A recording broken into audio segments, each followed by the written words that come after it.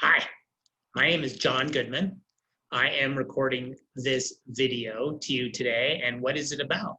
It is about buyers submitting offers that are designed to look as attractive as possible for the buyer regarding the buyer's financing, more appropriately saying the amount of the buyer's down payment. In a competitive market, and this video is being recorded in an extraordinarily competitive market, the low volume, high demand market of COVID-19. And what is happening, one of the things that is happening is buyers lose out submitting an offer on property A, buyers lose out on submitting an offer on property B, and buyers try and make their offer on property C look as attractive as possible. And their offer on property C reflects that the buyers are making a large down payment. What happens if the buyer pursues a loan that is different than the loan indicated in Section 4 in the Real Estate Commission approved contract? So let's look and see what the contract has to say about that. And what I am going to do right now is go to the contract form here, and I'm sharing my screen, and now you should see my screen here, and I'm going to maximize this document. So first of all, what we're talking about is this chart in Section 4 of the contract, where we get to identify the purchase price, we get to identify the amount of earnest money, and we get to identify the amount of the new loan. And notice that new loan, capital N, capital L, new loan, that is a defined term in the contract. So let's see what the contract has to say about it. One of the things that gives us some encouragement that the buyer is not bound to apply for a low loan-to-value loan that's identified in this chart in Section 4 is there is language. This is not the contract. This is a culled version, a chopped-up version of the contract. But one of the things that gives us some room for encouragement, and I'll make this a little bigger, is this language: buyer may select financing in Section 4.5.2. Buyer may pay in cash or select financing appropriate and acceptable to buyer, including a loan different than initially thought. Now, that gives the buyer's side some reason to think that there's no consequence for the buyer pursuing a loan differently than identified in this offer. And just to put some numbers to it, let's say that we're talking about a purchase price of $800,000, and let's say the buyer identified a 50% down in cash, $400,000 in cash, and identified a $400,000 loan. What happens if instead the buyer applies for an 80% loan-to-value loan, which is, I think, a loan not for $400,000, but a loan for $640,000. So this language of Section 4.5.2 gives the buyer reason to think that they have some room to maneuver. However, we also have to deal with Section 5 of the contract.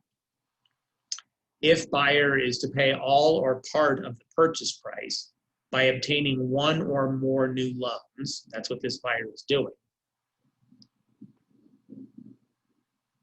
If required by such lender, if there's a loan application that's required, then the buyer must make application verifiable. That means in some fashion that can be verified later by such lender on or before the new loan application deadline, and exercise reasonable efforts to obtain such loan. On what terms? Can the buyer apply for a loan on any terms they want? Well, up here it says if buyer is to pay all or part of the purchase price by obtaining one or more new loans, and then it refers to the new loan. That creates an argument for the seller that the buyer is at least bound to initially apply for a loan with that 50% loan-to-value ratio that I mentioned in my example, not the 80% LTV loan. The seller also has this argument that based on the good faith obligation of both parties in the contract, what's the point of the buyer identifying the loan terms in the offer? If the buyer can apply for any loan they want, why does the contract identify the loan terms? Why? Because it's a material to the seller to decide how likely the buyer is to actually be able to close on the transaction. So, like so many things in this area, the contract has somewhat inconsistent provisions, I would say. There is a way of potentially reconciling that inconsistency. That Section 5 means the buyer must initially apply for a loan with the higher loan-to-value ratio. And then here, 4.5.2 says buyer can pursue something different than the loan initially sought. Perhaps that's a way of reconciling these things. What do courts think about this? We don't know. We have not seen any of these cases go to trial. We have not seen any cases, if there were cases that went to trial, handled by other law firms, turn into appellate cases. What I want you to know is that when, don't find yourself working with a buyer. Don't find yourself saying to the buyer, look, let's identify the sweetest loan that you can. We're going to check the box that you have the cash to make the cash to the closing. That's the box in section 4.4.2. We can't lie about that. They might ask us for proof of funds as part of this process. But if you don't want to deploy so much of your cash in this transaction, if you want to make it a more leveraged transaction, you are free to do so. Do not say that to the buyer because it's not clear. And when the buyer says that back to you, what are the consequences? Doesn't this section 4.5.2 says I can apply for any loan I want to? You remember section 5.1. If you don't want to explain this to them, all you have to remember is there's this video that explains that the buyer and seller both have leverage in skirmishes. You don't want to get caught in that crossfire.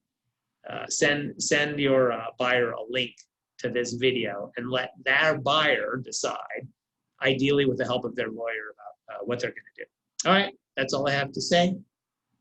I am done. I am going to stop the screen share and say thank you very much for watching this. Be careful out there. We live in a dangerous world. See ya.